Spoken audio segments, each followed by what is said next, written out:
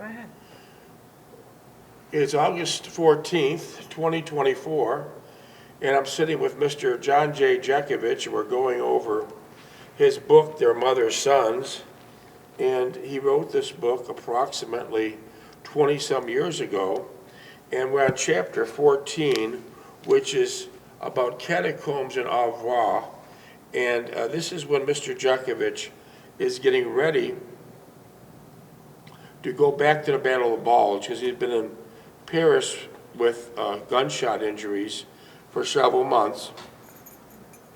And during these months in Paris, he met a fine lady named Renee, and he's been seeing her nightly.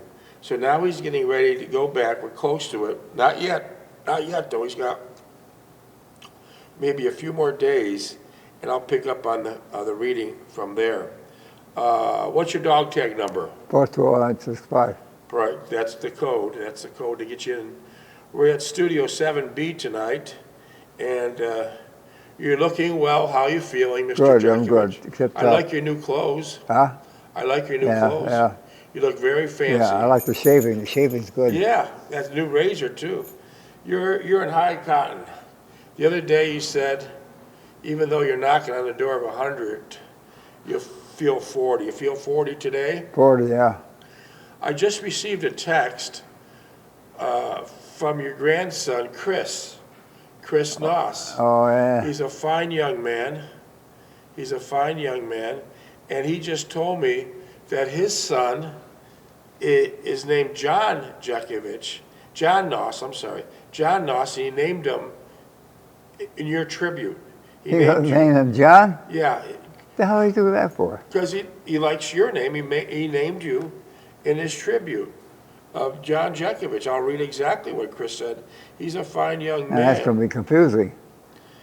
Okay, hold on. Shit. John will be driving home. John and me were driving home from work. John's only 15. He's getting his license soon. And John is with me here now. He goes, John is my son. He's 15. And Chris chose the name for John because of Pa. So that's a great tribute. That's a great tribute.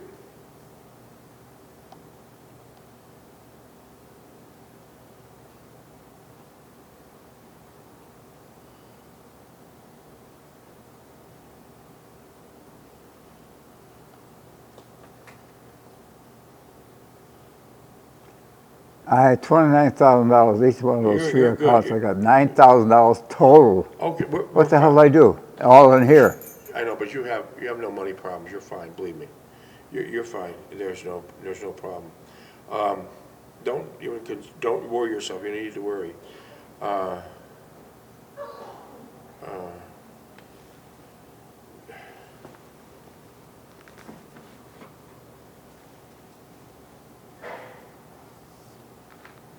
Shit. $9,000. Okay, you're fine.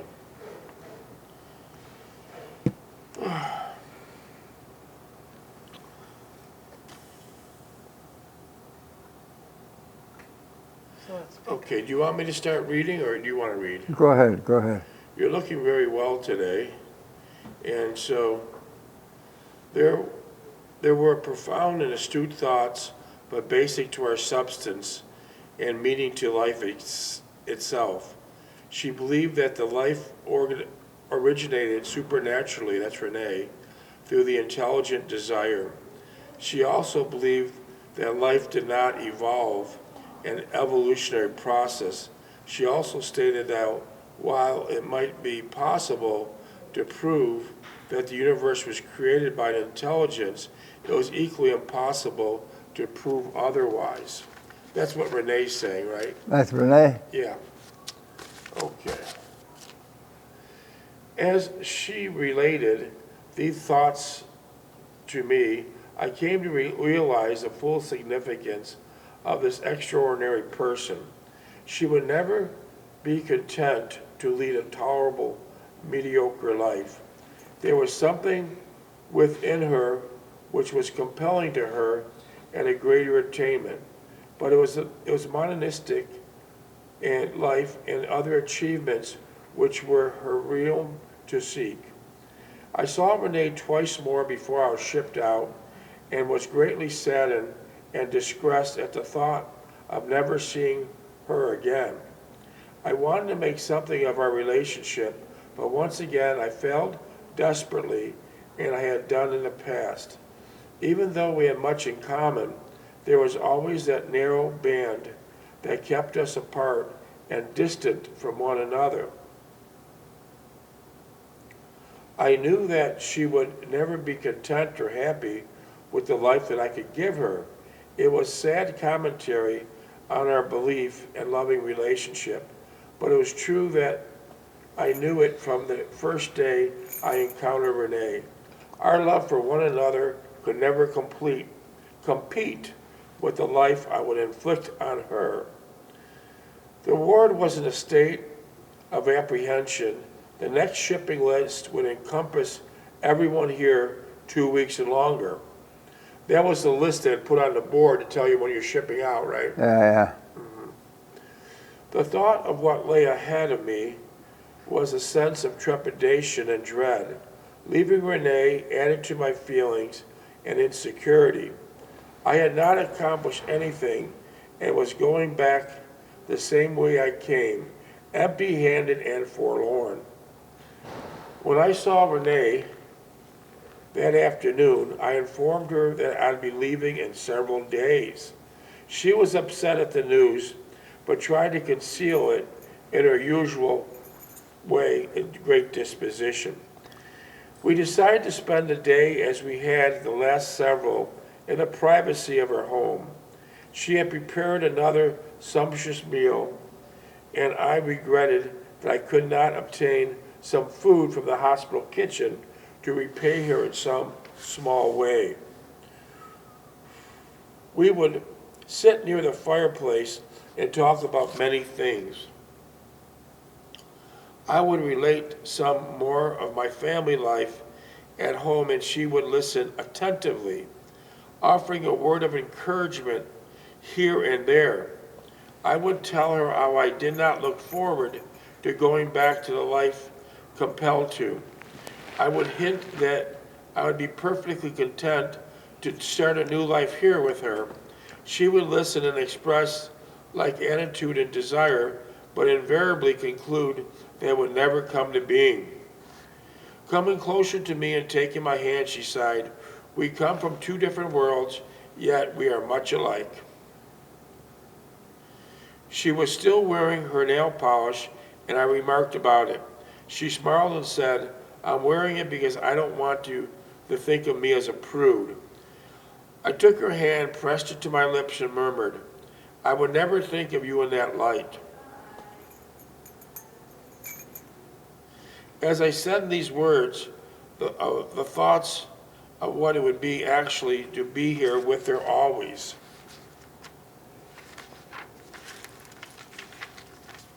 "Why can't I be like other women and have regular desires and wants?" she whispered, laying her head on my shoulder. "I would like nothing better to have a life with you, but I would never forgive myself for not doing what was right for me." She took my hand and meshed her fingers into mine and pressed them together. I kissed her, and the touch of her body thrilled me. I wanted to shoot out, "Let's abandon this compulsive conditioning and look out for ourselves. Just this once, I want you so much as you want me. What more is there?" Of course, I did not say it, but only holding her, thinking of the day rapidly approaching when I would never hold her again. She remarked that she regretted that she never started my oil painting, but I reassured her that the watercolor she did was ample. I was always thinking of her when I looked at it. I also mentioned that I had mailed it home. Okay, so you mailed that oil painting home. Yeah. That's that woman with that stupid dog. So she actually mailed that oil painting to your house. And mailed it. Also, I mentioned that I mailed it home for fear of losing it in my travels. Are you hesitant in going back, she asked, crossing her legs and throwing her head back. I answered honestly, I'm scared to death knowing more of what I face the second time around. It's like starting all over again with new faces and old fears. I got up and stood before her. As I gazed at her cherubic and rapturous being, I thought of what an opportunity I was letting go. Being part of her life and being loved by her, I knew I'd look back at this moment and laminate what I could have done differently to change the course of our lives. We each had sacrificed much for our individual countries and to the people closest to us. We had endured it all through idealism of love and responsibility, but somehow we never quite achieved the rewards that it would be bestowed upon us in less consciousness and discerning individuals. I had tasted some of the sweeter experiences that life could offer during my time in the service and shall ever be grateful. Soon I would return to an area of love and responsibility once again. How would I fare knowing what I knew here? I don't know what I fear the most, the Germans or returning to civilian life and all it entails, I said. Yes, in a harsher and sterner life to return to, which is before me. She sighed, putting her arms around my waist. I wish I could help you, but I'm afraid I can't. I had a similar quandary with it, which in many ways is much simpler to resolve than yours, as I dare say mine will be more rewarding than yours. She left my side, returned to the couch, and sat down. Looking as she continued, I would like nothing better than to say to you, let's discard this whole area of truth, religion, and responsibility, and think of ourselves in a life together. We've earned it. I know you'll find this reprehensible as I would, and that knowing this, we would be ultimately destroying one another. I knew that she was speaking frankly, but I was still clinging to some imaginary breakthrough in our thinking, something that would free us both from our bondage to a higher resolve. This time, next week, I would be bemoaning my action tonight, regretting that I had not done more to clarify our thoughts and came up with a better solution than to just leave one another.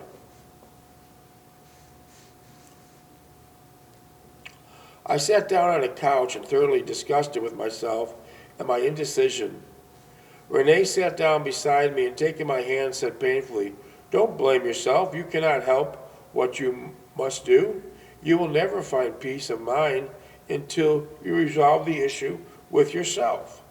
I reached over and kissed her. I did not want to hear any more supernatural explanations, even though I knew she was correct. She was correct in her assumptions regarding our individual lives.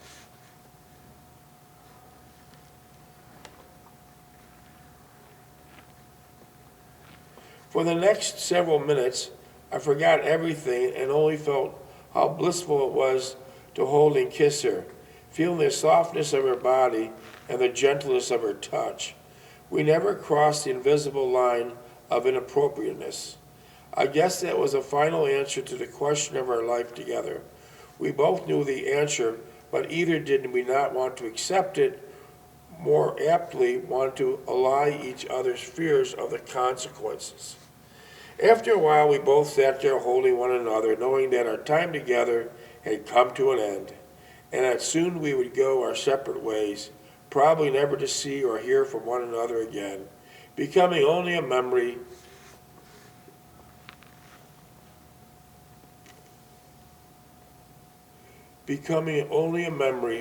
which would fade in time into our subconscious.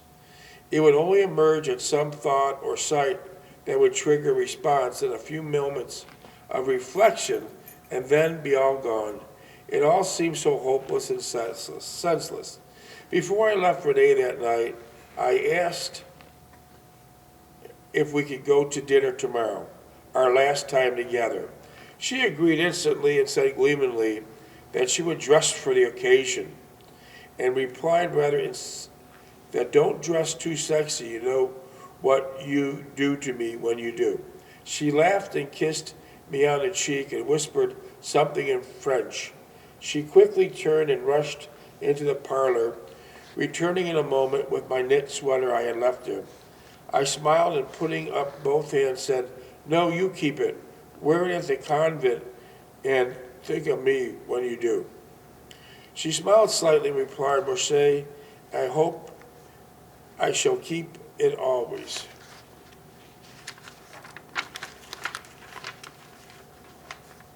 Minutes? 14. I left Renee that night with a sense of forlorn and despondency. At that same instant, a feeling of resignation to my fate. I knew Renee would be happy and content in her new life. This much I was certain of, and I felt good about that. For all the uncertainty of their relationship generated, I was thankful and blessed that I knew someone like Renee. I would probably have never met her except for the chance of meeting her in the park that fateful day. And that alone indicates how fate stepped in and enlightening each other's lives forever. As for me, well, I would have to struggle through my own dilemma in the only way I knew, by myself, without the aid of anyone. Although I have been considerably enlightened this past year and would have been more personal experience to relate to. In the final analysis, it still came down to the same equation. What I wanted to do as against what I must do. That night at the hospital, word was out. We'd be shipping out the day after tomorrow. So that was on the board. You had 1 day left. Yeah, And then the hospital was empty, right? yeah. Wow. The 1 day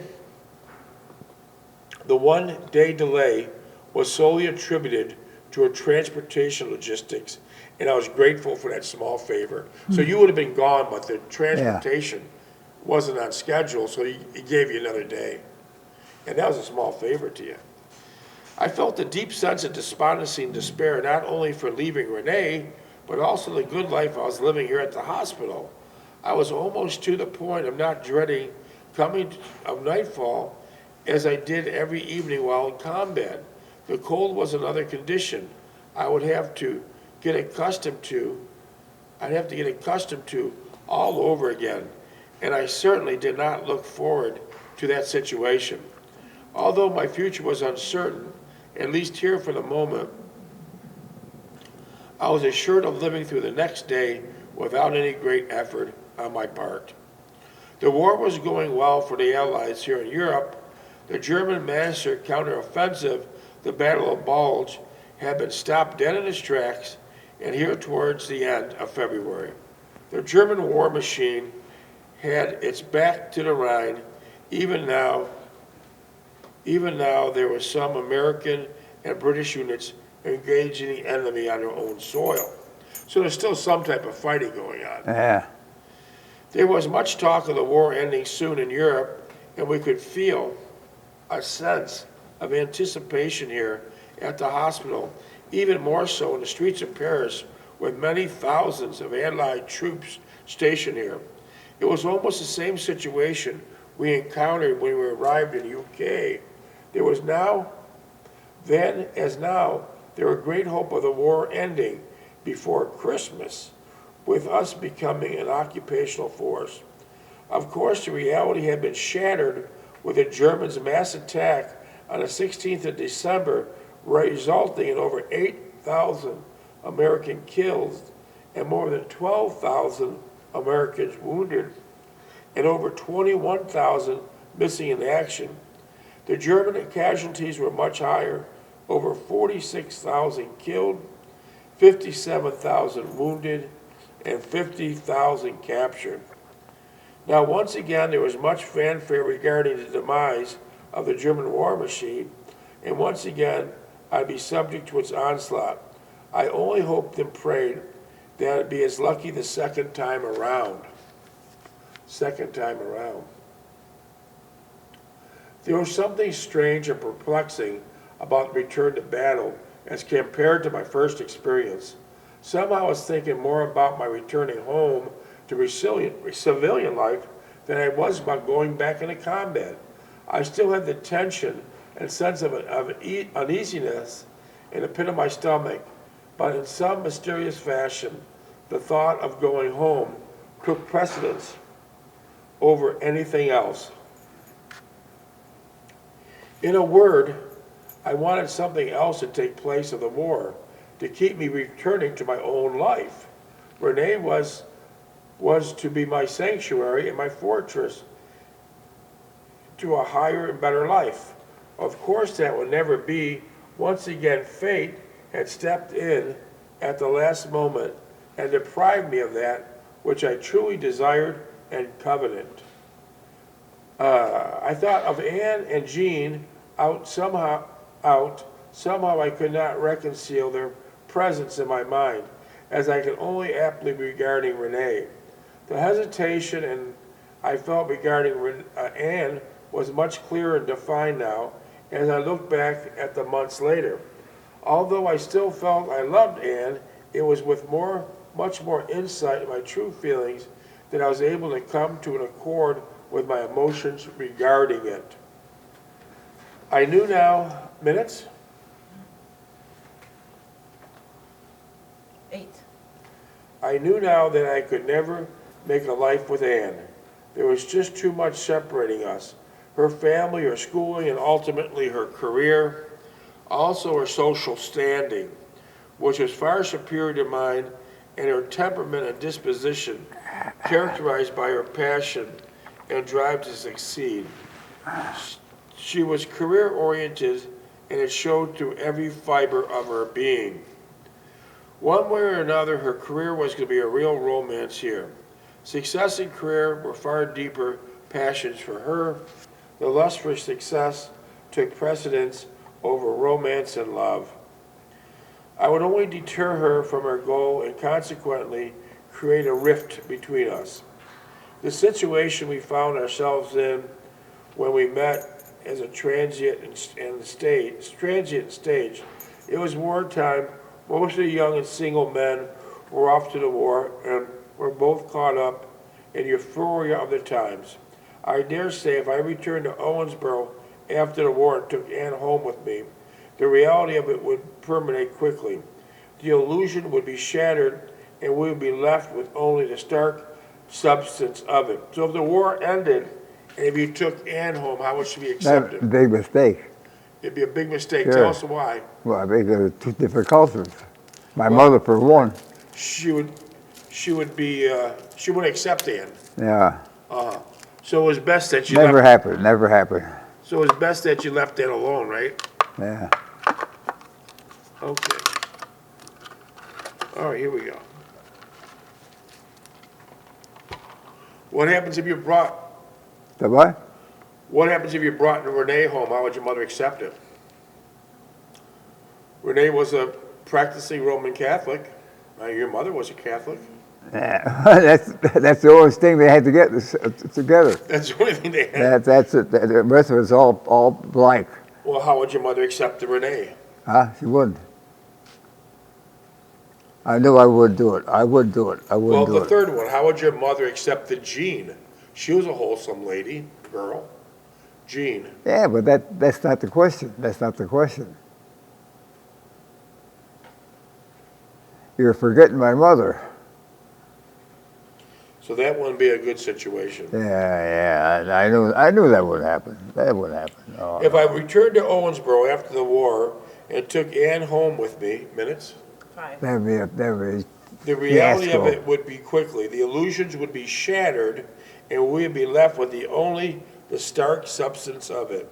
Jean and Renee's presented a much more difficult evaluation for my true inclination, assuming I wanted to travel the marriage route. You know what I could have done was stay where I was with Renee instead of going home. I never thought of that. In Paris. Yeah, I never thought of that. That would be the solution. But what type of work would you done in Paris? Well, I was I was still in the army too. Okay. They could ship me anywhere. So you could have stayed in Paris. Yeah. But they could have gotten married and then she would have had to go with him. What? You could have gotten married, then you could take him with him. But you still had your problem with your Marry her? Yeah. Then you'd have That'd be worse. That would be worse. You'd Yeah. have a problem with your mother, right? Yeah. You Did you ever- multiply the problem. Did you ever think of that at the time, like moving to Paris? Huh? At the time, did you think of moving to Paris? No. I never thought of it. I never You just thought of it now. Huh? You just thought of it now. Well, that's because I know I'd never do it. You'd have the language barrier. You'd have the language barrier. You'd have the job barrier. I have a language barrier. I have an occupational barrier. Yeah. I'm in a different country, Yeah. and I'm thinking of my mother all alone up north. So it probably wouldn't have worked. Yeah, it wouldn't work. It wouldn't work. Wow. So I think you did the right thing by going back to Niagara Falls. Ooh. I think you did the right thing by going back to Niagara Falls. Well, that's the only thing I could do. You were dedicated to mom. Yeah, but it actually was for the best because you really found a gem in Delphine, your wife of 69 years. You found a gem. Yeah, we never had Miss Delphine. Yeah, Yeah. you found a gem. Well, it all worked out. The Lord was looking after me. Somehow, I don't know if you believe that or not. As he is now, though. Somehow, I too. don't think he believes that. Yeah. Well, that's interesting. It's August 14th, 2024, and Mr. John J. Jeckovich's wife of 69 years died at August 14th, 2020. So your wife has been dead for 4 years now. Yeah, boy. 4 years went by quickly, didn't it? Yeah, boy. Poor Your wife kid. would have been about, say, 94 or 95 now. Oh, yeah. 94 or 95. Yeah. One of the sweetest Is ladies. on this, yeah, you can't find a sweeter lady. August 14th, 2020 is when your wife passed away. On this date, 4 years ago. Yeah. Well, you had a great marriage, 69 years. You sure could teach people how to have longevity in their marriages. Because now I think way more than half their marriages. Well, her death solved a lot of problems. What? Her death solved a lot of problems. Oh, I don't understand what you mean, though. Huh? What did you mean by that? I don't Well, I mean, when she died. Oh, okay. Yeah. She was sick. Yeah. Yeah. Yeah. Yeah. She was sick. Yeah. She's in So it was a tough cookie all the way around. Yeah, minutes. I'm under 2. Yeah, you're right. Well, you'd certainly look nice in your new clothes. What new clothes? You got I like the pants. shirt. Everybody liked the shirt at work. Yeah, exactly. And you're fully. Oh, I love that shirt. You look good in blue. You do look good in blue. I guess we're gonna get you some more blue shirts. And then you have freshly shaved, and you're looking top of the line. I would. Yeah, well, I'm $9,000. That's all I got left of my life. No, that's not true. I had $29,000 in each account. 29 times 3. I looked at it. I said, "What the hell did I do with all of that money right here?" I know, but listen. Nah. Listen, let's not get into it. You're fine, and leave it at that. You're financially fine. But listen, you're in damn good shape for almost 100 years old. Huh? You're in damn good shape for almost 100 years old. I mean, you're really, really good shape. I mean, your knees gave out because you ran for 80 years, but you have a lot to be appreciative for. You have a good life. Don't forget, I'm taking blood thinner. Yeah, I know, but Yeah. that's here or there. I don't know. But basically, you're doing really damn good. And you never drink, you never smoke. You basically never took a prescription in your life, and you can still read the newspaper without any glasses. I'm wearing them all the time. Without any glasses. Yeah. So I call him a super soldier. Super soldier. Imagine if I took Renee back to Niagara Falls. Tell me how it would be. Huh? Well, how would it be? There would be hell. There would be hell. Yeah. I tortured that poor woman. 20 seconds. So you would be hell for everybody. Huh? It'd be hell for everybody. Yeah, I would torture that poor woman. Yeah. Yeah. Well, you made the right decision. Yep, you made the right Yeah. decision. And we'll bring this back tomorrow, huh? Well, okay, is it off?